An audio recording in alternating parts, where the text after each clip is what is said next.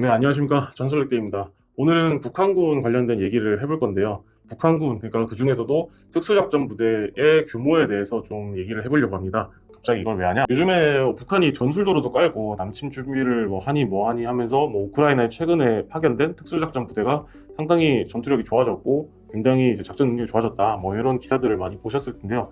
그래서 좀 안보적으로 불안하신 분들이 있을 것 같습니다. 그리고 이럴 때마다 꼭 언론에서 북한군의 특수작전부대가 20만 명 규모니 뭐 강력한 전투력을 가졌니 하면서 뭐 이런 영상들 저는 아무리 봐도 이거 좀 너무 개쓰레기 같은데 하여튼 뭐 이런 북애들이 만든 특수부대 영상들, 그러니까 뭐 이런 훈련하는 영상들을 보여주면서 좀 미디어에서 노출을 많이 시키는데 이걸 자주 보셨을 것 같습니다.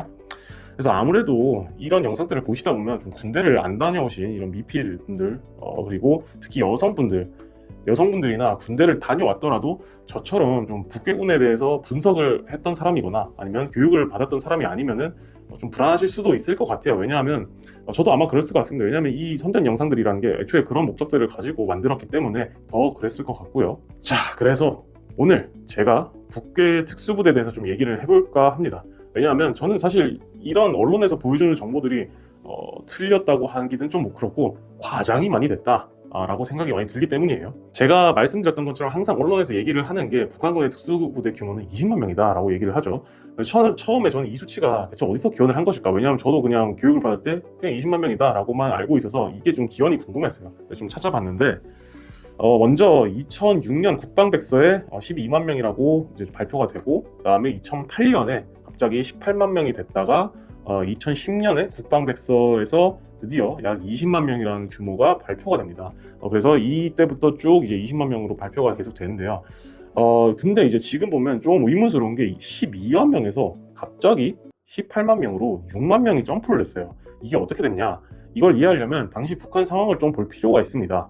북한이 2006년에 뭘 했냐면 1차 핵실험을 강행을 해요. 이때 아마 군생활을 하셨던 분들이나 좀 성인이셨던 분들은 기억을 하실 수도 있을 것 같은데, 그래서 국제사회로부터 엄청나게 제재를 많이 받습니다. 그 결과로 2006년에 경제성장률 마이너스 1.1%, 2007년에 2.3%를 역성장을 합니다. 이게 얼마 안 되는 것 같은데 이게 1.1%, 2.3%이 정도면은 2년 연속, 이게 사실 엄청나게 많이 안 좋은 겁니다. 왜냐하면 저희가 지금도 지금 경제가 뭐 안 좋니 뭐니 하잖아요. 근데도 저희가 역성장을 안 하고 있단 말이죠. 근데 이렇게 마이너스를 찍게 되면은, 그것도 2년 연속 마이너스를 찍게 되면 이제는 진짜 서민들이 이거를 피부로 와닿아서 느낄 정도로 경제가 안 좋아졌다는 얘기가 됩니다. 절대 작은 수치가 아닙니다, 이게. 그래서 북한이 2006년부터 2010년까지 경제 성장률이 계속 마이너스입니다. 2008년을 제외하고 계속 마이너스 성장이었는데, 쉽게 얘기하면 다른 나라들은 매년 이제 경제 파이가 커지는데 북한은 몇 년 동안 오히려 파이가 작아진 거죠. 그래서 실질적인 차이는 훨씬 더 많이 경제가 안 좋아졌다는 얘기가 됩니다. 근데 북한 입장에서는 절대로 군대 규모를 축소를 할 수가 없어요. 그래서 군대 규모를 유지를 해야 되는데 경제는 안 좋아지니까 굉장히 유지 비용이 부담이 많이 들었겠죠. 그래서 이 와중에 이걸 좀 타개를 하고자 북한군이 이 2006년도부터 군 구조 개편을 단행을 합니다. 어떻게 변경이 됐냐? 일단 휴전선 일대 군단들을 제외를 하고, 원래는 이제 기계화 군단들이 다 있었어요. 이 기계화 군단이 뭐냐? 이 기계화 군단은 전시의 전방에 있는 군단, 그러니까 저희로 치면은 1군단이 되겠죠. 1군단 같은 그런 전방에 있는 부대들을 지원을 하는 그런 부대예요. 쉽게 얘기하면 둘이 부대가 막 싸우는데 이제 한쪽이 지치거나 양쪽이 이렇게 다 지칠 거 아니에요. 이렇게 지쳐 있으면은 뒤에서 쌩쌩한 부대가 와가지고 이 지쳐 있는 애들을 박살내는 그런 역할을 하는 부대가 이 기계화 군단의 기본적인 역할이었다고 보시면 됩니다. 참고로 이 기계화 군단이라고 하는 건 이런 장갑 차량들, 이 장갑 차량들이 다수 편제가 되어 있는, 주로 편제가 되어 있는 그런 부대를 얘기하는 겁니다. 참고로 이 장갑차는 탱크랑은 전혀 다른 겁니다. 그래서 이 기계화 군단들을 축소를 시켜요. 기계화 군단들을 축소를 시키고 경보병 부대를 늘립니다. 없던 경보병 부대들을 새로 만들거나 아니면 원래 있던 경보병 부대를 좀 숫자를 좀 증가를 시키거나 뭐 그런 식으로 해서 구조를 좀 개편을 했는데, 좀 잘 모르시는 분들을 위해서 쉽게 설명을 해드리면, 군단이라고 하는 건 군대에서 가장 큰 규모의 부대라고 알고 계시면 되고, 뭐 이런 거 얘기할 때 보통 군대에서는 군단을 뭐 사단으로 개편을 하고 나머지 다른 부대들을 증편하거나 다시 창설을 했다 뭐 이런 식으로 얘기를 하는데, 그냥 기하 군단 줄이고 경보병 부대는 늘렸다, 그냥 이렇게 아시면 됩니다. 그래서 이게 포면적으로 보면 북한이 전통적인 재래식 전력보다 특수전과 같은 비대칭 전력, 그러니까 핵, 화생방, 뭐 특수전 부대, 이게 비대칭 전력이라고 하는데 이런 거에 좀 더 힘을 쏟는 것처럼 보실 수도 있어요. 왜냐면 이때 핵실험도 했으니까. 근데 제가 아까 뭐라고 했죠? 북한 경제가 이렇게 굉장히 안 좋았다 했잖아요. 근데 이게 뭐 경제랑 무슨 상관이냐? 일단 장갑차나 탱크 같은 중장비들은 기본적으로 기름을 엄청나게 많이 먹습니다. 진짜 상상 이상으로 많이 먹어요. 그리고 기름만 먹냐? 그것도 아니죠. 포탄도 들어가고, 그리고 얘네를 또 유지를 해야 되잖아요. 얘네 뭐 청소하고 하는 게 뭐 걸레를 빨아가지고 막 뜯고 닦고 이런 게 아닙니다. 이런 그 정비를 한 도구들이 다 따로 있어요. 그래서 이게 무슨 소리냐? 한마디로 유지비가 많이 나가는 겁니다. 그냥 쉽게 생각을 하시면 본인들이 이제 차량 하나만 가지고 있어도 유지비가 상당히 많이 나가잖아요. 그거랑 똑같다고 생각을 하시면 됩니다. 자, 그래서 이제 그 당시 북한의 입장에서는 이런 장비들이 많이 있는 부대는 유지하기가 부담스러웠겠죠. 근데 아까 얘기했던 이 경보병 부대는 유지비가 많이 안 됩니다. 왜냐? 딱 봐도 이렇게 딱 봐도 장비가 뭐 되게 허접해 보이죠. 장비가 별게 없어 보입니다. 그래서 경보병이라는 거는 이제 이런 부대들은 중장비보다 보병, 그러니까 인력이 대부분을 차지하는 부대예요. 쉽게 말해서 인력을 갈아 넣는 부대라는 소리죠. 그러다 보니까 들어가는 장비도 별로 없죠. 기름도 안 먹죠, 사람이니까. 그리고 포탄도 안 쓰죠. 그래서 이 중장비를 줄이고 돈 안 드는 경보병을 늘려서 전체적인 군대 유지비를 줄일 목적으로 개편을 단행했다고 저는 졸라게 추정을 하고 있습니다. 사실 이건 제가 추정을 하는 것뿐만 아니라 제가 19년도에 정보학교에서 교육을 받을 때 실제로 중자 출신 탈북자분이 저희한테 교육을 해주셨던 내용이기도 해요. 어느 정도 신빙성이 있는 얘기입니다. 물론 이제 이 개편을 단순히 경제난으로 뭐 개편을 단행했냐? 그건 아니겠죠, 당연히. 북한이 당연히 이런 비대칭 전략을 강화하려는 군사적 목적도 있었을 겁니다. 근데 다만 당시에 이제 북한의 경제 상황을 고려하면은 유지비가 많이 드는 이런 부대를 줄이고 경보병을 늘리는 게 합리적인 선택이었다라고 저는 보고 있습니다. 이 경보병이 그래서 뭐 어떤 거냐라고 하시면 여기 보시면 군단들이 뭐 쭉 있죠. 뭐 4군단, 2군단, 뭐 5군단, 1군단 뭐 이렇게 다 있는데 여기에 이 군단 예하에 기본적으로 이 경보병 부대들이 소속이 되어 있고요.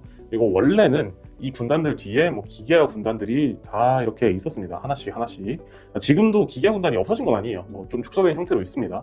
어쨌든 이렇게 다 있었는데 얘네를 조금 규모를 감소를 시키고 새로운 경보병 군단을 사단이나 뭐 이런 것들 경보병 부대들을 이런 식으로 조금씩 만들었다는 뜻입니다. 참고로 아까 그 사진은 제가 뭐 내부 자료를 빼려온 게 아닙니다. 이거 구글 검색하니까 나왔어요. 보안이 아닙니다, 이거. 자, 그래서 북한의 특수작전 부대가 약 20만 명이 증가를 한 겁니다. 이런 과정을 통해서. 근데 이렇게 국방백사에서는 특수작전 부대가 20만 명으로 증강되었다라고 이렇게 얘기를 하는데 저는 개인적으로 이 수치에 포함된 경보병 부대는 특수부대라고 생각을 하지 않습니다. 제 시각에서 보면 좀 언론이랑 국방부가 호들갑을 떠는 게 좀 보여요. 왜 그렇게 생각하는지 설명을 하기 위해서는 몇 가지 좀 알고 가셔야 될 게 있습니다.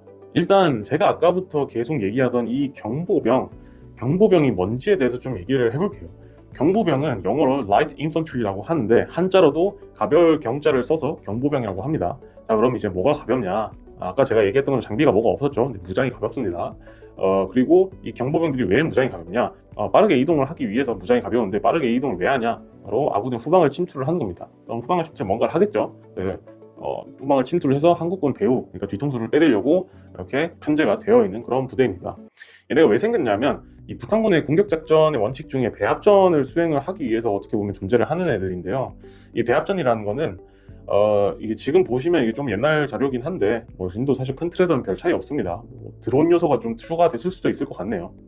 그래서 이 배합전이라는 걸 또 좀 정확히 말씀을 드리면 한 전투에서 2가지 이상의 작전 형태를 혼합하여 전투를 진행하는 게 배합전이라고 합니다. 통상 저희끼리 이제 얘기하는 배합전은 정규전 병력이랑 북한군이 얘기하는 특수작전 부대를 이용을 해서 배후 타격을 통해서 전선을 앞뒤로 이렇게 교란을 시키면서 이제 한국군을 적을 섬멸을 하는 그런 이제 공격 원칙이라고 저희가 얘기를 하는데 아마 뭐 일반인분들은 이걸 얘기를 하면은 잘 이해가 안 되실 겁니다. 그래서 쉽게 얘기하면 이 짤과 똑같이 한다고 보시면 됩니다. 사방에서 이렇게 그냥 조패는 거라고 하면 돼요. 그래서 이 북한군 전술에서는 항상 이 분대는 좀 그렇고 소대에서 이제 집단군까지 작게는 습격조, 우회조, 큰 규모로는 뭐 습격대, 우회대 뭐 이런 거를 운용을 해서 항상 한국군의 후방을 공격하는 전술을 시행을 합니다. 근데 그러면 이게 특수작전 아니야? 하실 것 같은데요. 엄밀히 말하면 서방권에서 얘기하는 것, 현대전에서 얘기하는 특수작전과는 거리가 좀 있습니다. 이게 왜 그러냐? 서방권에서 얘기한 특수작전, 즉 현대전에서 정의하는 특수작전 같은 경우는 단순히 후방을 침투를 해가지고 뭔가를 타격을 하고 공격을 하고 이런 거를 특수작전이라고 하지 않습니다. 언론에서 이제 많이 그런 것들을 보여주거나 아니면은 뭐 영화나 미디어 매체에서 그런 것들을 주로 보여주기 때문에 사람들이 그런 게 특수작전이라고 생각을 통상 하시는데, 이 특수전에 관한 미군을 교범을 보게 되면 특수작전의 종류가 굉장히 다양합니다. 다양하게 분류를 하고 있어요. 네, 그래서 제가 이걸 대충 좀 정리를 해봤는데 딱 봐도 뭐가 많죠. 근데 이제 경보병의 임무가 뭐였습니까? 네, 전방 군단과 함께 아군의 후방으로 침투를 해서 타격을 하는 게 임무라고 했잖아요. 그래서 굳이 임무 형태만 놓고 보면 직접 행동, 그러니까 여기 나와 있는 Direct Action과 겹치는 부분이 있습니다. 하지만 이 미군 특수작전에서 얘기하는 DA 같은 경우는 특정 목표에 대해서 제한된 시간 동안 수행하는 공격 작전에 가까운 거고요. 북한 경보병이 대규모로 침투를 해서 전선 후방을 교란하는 개념과는 성격과 규모에서 좀 차이가 있습니다. 그래서 제가 아까 이 특수작전과는 거리가 좀 있다라고 말씀을 드린 거고, 그래서 얘네를 특수부대로 볼 수 있냐?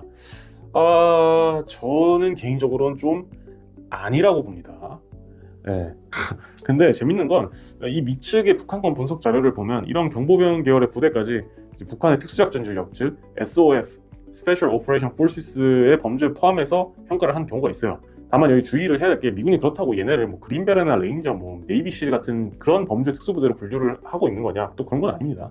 예. 딱 봐도 뭐 얘네가 그런 좀 팬시한 부대처럼은 안 보이죠. 물론 이제 이 부대들이 별게 아니다 이렇게 얘기하는 건 절대 아니에요. 얘네 나름대로 북괴군 내에서는 상당히 엘리트 병력이고 나름대로 다른 일반적인 보병 부대들보다는 훨씬 훈련이 잘 되어 있습니다. 최근에 그리고 우크라이나 전쟁을 갔다 오면서 폭풍공단, 그러니까 이제 지금은 조선인민군 특수작전군이죠. 거기 소속되어 있는 애들은 전투력도 상당히 올라갔고요.